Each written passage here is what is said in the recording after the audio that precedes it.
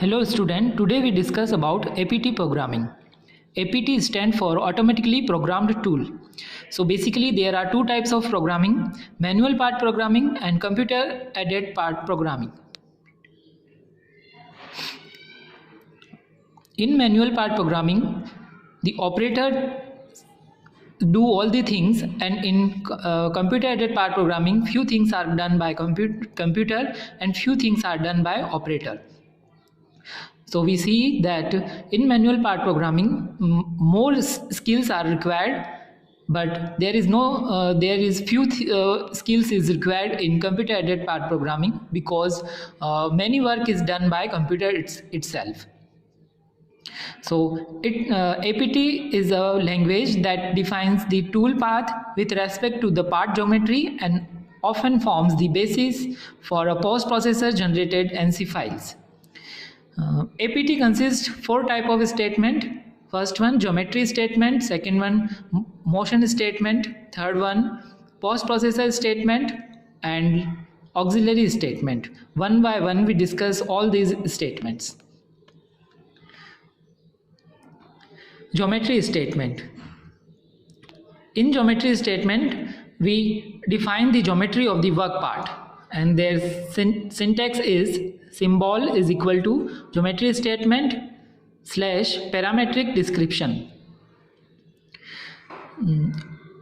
We see that in any geometry or in any drawing, we see the parameters like line, point, arc, circle, and this parameter we have to define here in geometry statement. So for किसी point के लिए हम देखें तो किसी point की हम बात करें तो उसे define करने के लिए हमारा जो syntax होगा यहाँ पे to specify a point P0 equal to point / 1.0, 1.2, 1.3. Here these 1.0, 1.2, 1.3 are the coordinate of the points.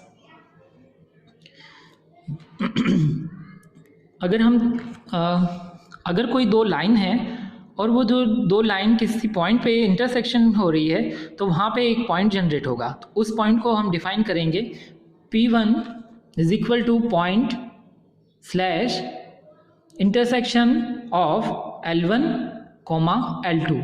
तो इन दो लाइन का जो इंटरसेक्शन पॉइंट होगा वो हम P1 से डिफाइन करेंगे.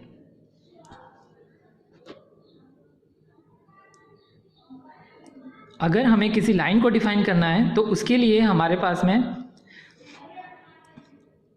जो सिंटैक्स होगा L1 is equal to line / 1.0, 1.2, 1.3, 2.0, 2.1, 2.3.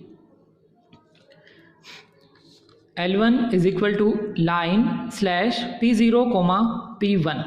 P0 इन तीनों कोऑर्डिनेट को डिफाइन कर रहा है और P1 जो लास्ट के 3 जो कोऑर्डिनेट है उनको डिफाइन कर रहा है.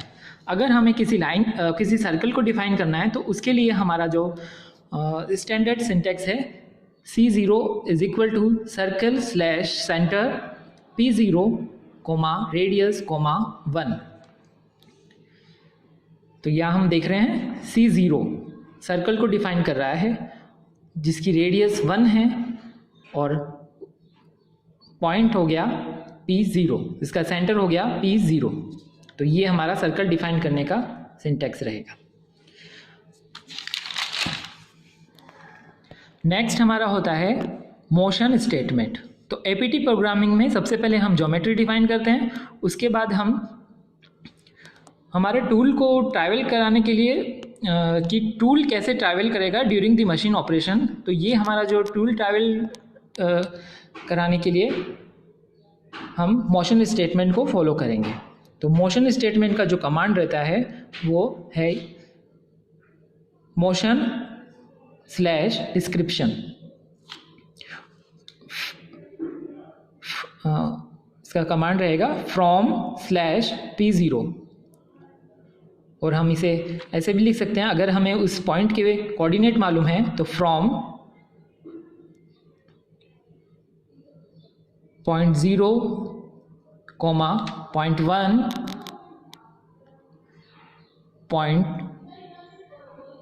2.0। ठीक है।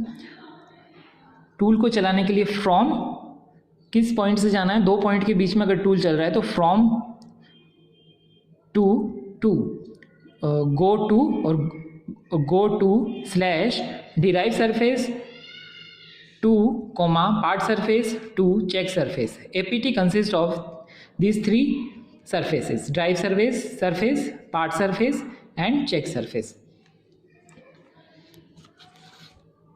नेक्स्ट हमारा जो स्टेटमेंट रहता है प्रॉस प्रोसेसर स्टेटमेंट रहता है। प्रॉस प्रोसेसर में हम देखते हैं कि ये डिफाइन करता है फीड, स्पीड, टूल, स्पिंडल और अदर जो मशीनिंग जो पैरामीटर्स है उनको।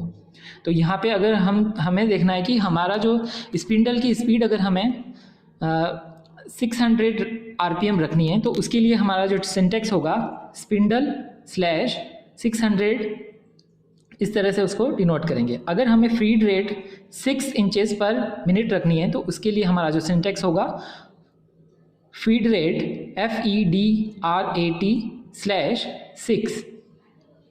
अगर हम किसी मशीन को हमें कंट्रोल में लाना है तो उसके लिए हमारा जो सिंटेक्स होगा मशीन स्लैश मिल MILL, 2। तो ये हमें specified mill machine type and the controller type 2। तो प्रॉस प्रोसेसर में हम स्पिंडल स्पीड को, फीड रेट और मशीन को हम कंट्रोल करते हैं, मशीनिंग पैरामीटर को डिफाइन किया जाता है। अब हम बात करते हैं ऑक्सिलरी स्टेटमेंट। इन तीनों जो स्टेटमेंट को डिफाइन कराने के बाद में हमारे पास में आता है auxiliary statement. This statement complete the APT programming language and include the fini statement to make the end of the program as well as the statement to define the width of the tool. Program को end कराने के लिए और it is also define the width of the tool. Tool के diameter को भी define करता है और प्रोग्राम को एंड कराने के लिए भी हमें ऑक्सिलरी स्टेटमेंट की ज़रूरत पड़ती है। तो इसके लिए हम देखते हैं, फॉर एग्जांपल अगर हमें कटर की रेडियस डिफाइन करनी है तो हमें सिंटेक्स देखना पड़ेगा कटर CUTTER स्लैश 0.25। तो ये सारे स्टेटमेंट हमने डिफाइन किए हैं। Thank you to watch my video.